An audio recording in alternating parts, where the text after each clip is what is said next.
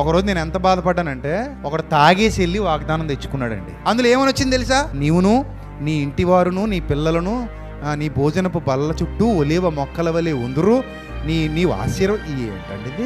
ఎలా వర్తిస్తుంది అది? ఇంకొకడు వ్యభిచారి, ఆ వ్యభిచారం చేస్తూనే చర్చికి వెళ్ళాడు, వాగ్దానం తెచ్చుకున్నాడు. అందులో ఏమనుందో తెలుసా? నీవు జనములను ఏలుదువు. ఏది నువ్వే అంటే వాళ్ళందరితో ఖాతాలు ఓపెన్ చేస్తావు అనమాట. ఇప్పుడు ఒక్క ఖాతా ఉంది, ఇంకా జనాలు వెళ్ళడం మొదలెట్టావంటే ఓ 10-15 ఖాతాలు రెడీ చేసుకుంటావు అనమాట నువ్వు. అందుకని నువ్వు జనములు వ్యభిచారం తీసుకెళ్లి కనకపు సింహాసనం అనే దేవుడు కూర్చోబెట్టాలా? మీరే ఆలోచించండి. అలాంటి వాళ్ళకి ఇవ్వచ్చా దేవుడు? ఇస్తాడు అలాంటి వాగ్దానాలు? అంటే ఇక్కడ ఏం జరుగుతుందన్నమాట? దేవుణ్ణి పక్కన పెట్టేసి ప్రింటింగ్ మనమే ఏం చేసుకుని, మనకు అనుకూలంగా ఉన్న ఈ ప్రింట్ ఏం చేసుకుని, శాపాలన్నీ పక్కకు తీసేసి భక్తిహీనులకు కూడా భక్తులకు ఇచ్చే వాగ్దానాలు మనం అంటగట్టేస్తున్నాం. చీటింగా కాదా? అర్హత లేని వాళ్ళకి ఇవ్వచ్చా? ఇప్పుడు గేదెలు కాసుకునే వాడిని తీసుకొచ్చి నేను ఇంజనీరింగ్ చేసేసి రాజమండ్రిలో